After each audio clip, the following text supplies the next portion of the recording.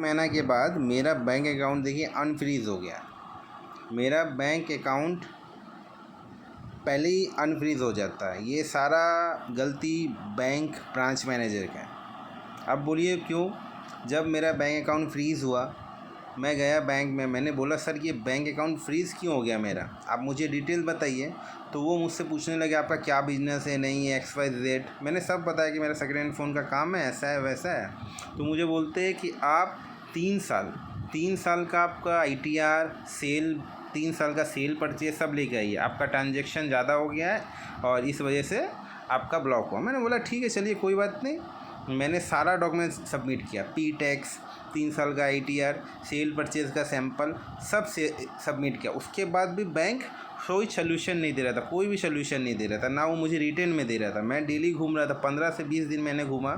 उसके बाद मैंने क्या किया, HDFC हेड ऑफिस में मेल किया। ये देखिए मैं मेल का भी दिखाता हूँ आपको। वहाँ पे मैंने मेल किया। मेल करने के बाद मुझे वहाँ से आता है कि आपका बैंक 2 साइबर डिपार्टमेंट की तरफ से ब्लॉक किया हुआ था। ठीक है, वो मेल आया, वहाँ पे नंबर वंबर सब था। मैंने कॉल किया, कॉल करके बोला कि ऐसा ऐसा बात है, तो क्या प्रॉब्लम, आप मेरे बैंक अनब्लॉक क्यों किए, जो भी साइबर डिपार्टमेंट था 2।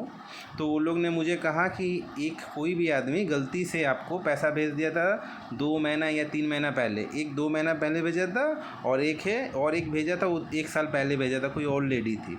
तो वो जो लेडी मुझे भेजी थी पैसा, मैंने क्या कि वो लेडी को सारा पैसा रिटर्न कर दिया। एक का 10,200 था और एक का 400 या 500 ऐसे था। तो मैंने रिटर्न कर दिया। रिटर्न करने के बाद क्या किया, वो साइबर डिपार्टमेंट जो है वो वहाँ से NOC भेज दिया मेरे बैंक मैनेजर को। बैंक मैनेजर का इसमें क्या नाम है, ईमेल ID में। अब क्या कर रहा है बैंक मैनेजर, फिर भी मेरा अकाउंट नहीं खोल रहा है, अकाउंट नहीं खोल रहा है।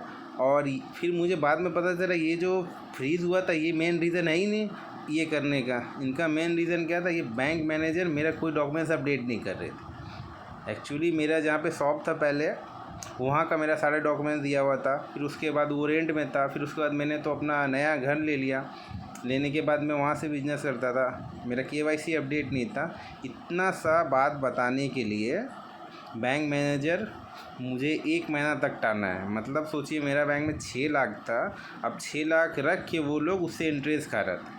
अब डेली मैं जाके घूम के आ रहा था तो भी नहीं खोल रहा था। और सबसे इम्पॉर्टेंट चीज़ क्या है ना, आपका बैंक कभी भी फ्रीज़ होगा तो आप बैंक में जाके सारा डिटेल मत बोलिएगा, अपना कुछ भी बारे में मत बताइएगा। आप बोलिएगा आप मुझे रिटर्न दीजिए, रिटर्न में दीजिए, मेल कीजिए, जो डॉक्यूमेंट्स आपको चाहिए वो मेल कीजिए, उसके बाद ही मैं आपको प्रोवाइड करूँगा। एक्चुअली क्या हुआ, बैंक मुझसे जो मांगा मैंने सब डॉक्यूमेंट्स दे दिया। अब उसके बाद जब मैं RBI को कंप्लेंट कर रहा था बीच में, तो RBI बोलता डॉक्यूमेंट्स कहाँ हैं, आप तो बैंक को कोई सबमिट नहीं किए, ना बैंक में जाके कुछ बोले हैं।